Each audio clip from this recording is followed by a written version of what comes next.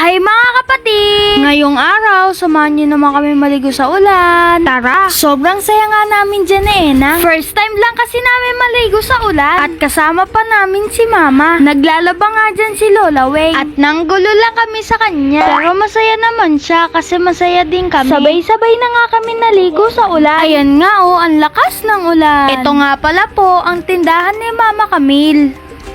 Anang? Ha? Lakas? Lakas ulan? Ligoy ka ulan?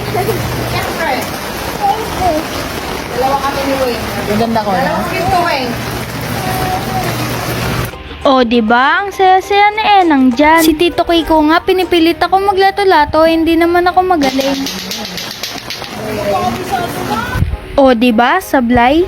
Ang sarap pala maligo sa ulan. Ganito pala ang pakiramdam. Lagi kasi kaming pinagbabawalan ni Mama. Baka raw po kasi magkasakit kami. Pero dahil gusto nga po ni Mama na may experience po namin, napagbigyan po kami kahit saglit lang. Mahirap na po kasi magkasakit sa panahon ngayon. Ayan nga po pala si Tito Kiko. Anak po siya ni Lola Weng. Siya nga po pala ang nagbibideo sa amin. Thank you, Tito Kiko.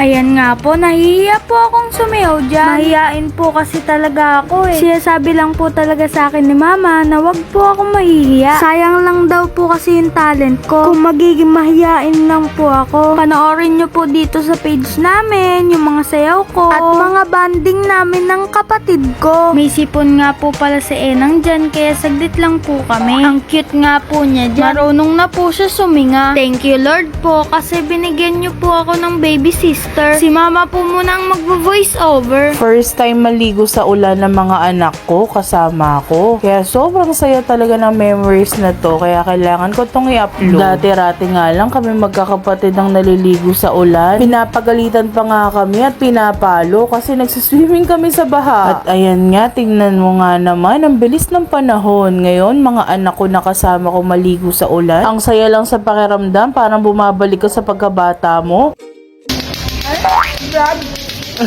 At ayan nga, dahil patapos na kami maligo sa ulan, iyak na nang iyak ang anak ko. Ang sarap pa sana maligo kaso huminto na yung ulan tsaka nagagalit na yung tita ko. Sumasabay kami sa paglalaban niya. O paano guys, hanggang dito na lang. Thank you for watching. Bye!